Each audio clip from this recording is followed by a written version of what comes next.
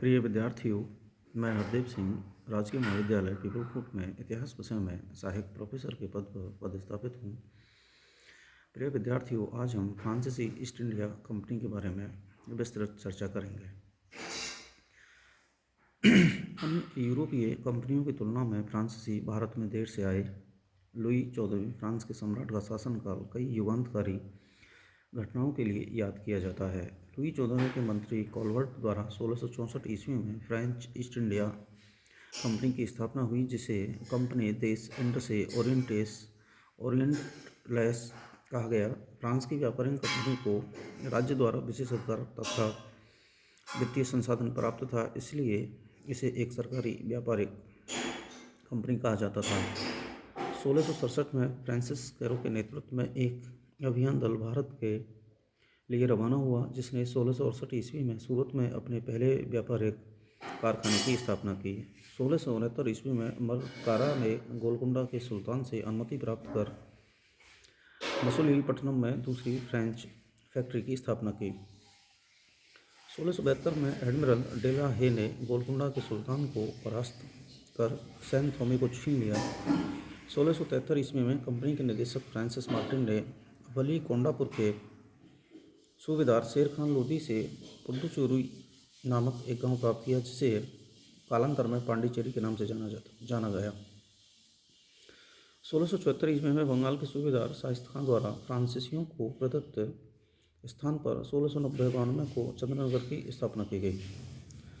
डचों ने अंग्रेजों की सहायता से 1693 में पांडिचेरी को छीन लिया, लेकिन 1697 में संपन्न रिचविक की संधि के बाद पांडिचेरी पुनः फ्रांसीसियों को प्राप्त हो गया। 1701 ईस्वी में पांडिचेरी को पूर्व में फ्रांसीसी बस्तियों का मुख्यालय बनाया गया और मार्टिन को भारत में फ्रांसीसी मामलों का महानिदेशक नियुक्त किया गया। पांडिचेरी के कारखाने में ही मार्टिन ने फोर्ट लुई का निर्माण कराया। मार्टिन ने भारतीय व्यापारियों और राजाओं के साथ निष्पक्षता एवं न्यायपूर्ण व्यवहार करके उनका व्यक्तिगत विश्वास, सम्मान और आदर प्राप्त किया। 1706 में मार्टिन की मृत्यु के बाद फ्रांसीसी बस्तियों एवं व्यापार के स्तर में कमी आई। 1731 ईस्वी में चंद्रनगर के प्रमुख के रूप में फ्रांसीसी गवर्नर डुप्ले की नियुक्ति के बाद ही एक बार फिर फ्रांसीसियों में उत्साह दिखा। 1706 से 1720 के बीच फ्रांसीसी प्रभाव का भारत में ह्रास हुआ। परिणाम स्वरूप 1720 में कंपनी का इंडीज की चिरस्थायी कंपनी के रूप में पुनर्निर्माण हुआ। फ्रांसीसियों ने 1721 में मॉरिशस, 1724 में मालाबार में स्थित माही तथा 1739 में करकाल पर अधिकार कर लिया। भारत में फ्रेंच ईस्ट इंडिया कंपनी की स्थापना व्यापारिक उद्देश्य से की गई थी। राजनीतिक युद्ध इनके लक्ष्यों में नहीं था। फ्रांसीसियों ने किलेबंदी अंग्रेजों और डचों से सुरक्षा के लिए तथा सिपाहियों की भर्ती प्रतिरक्षा के लिए किया था। 1742 के बाद फ्रांसीसी भी व्यापारिक लाभ कमाने की तुलना में राजनीतिक उद्देश्य की पूर्ति की दिशा में सक्रिय हो गए। परिणामस्वरूप अंग्रेज और फ्रांसीसियों में युद्ध प्रारंभ हो गया।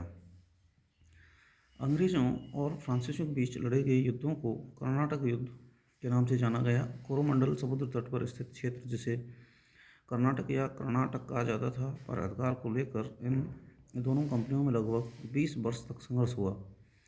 कोरोमंडल समुद्र तट पर स्थित किलाबंद, मद्रास और पांडिचेरी क्रम से अंग्रेजों और फ्रांसीसियों की सामरिक दृष्टिकोण से महत्वपूर्ण बस्तियां थीं।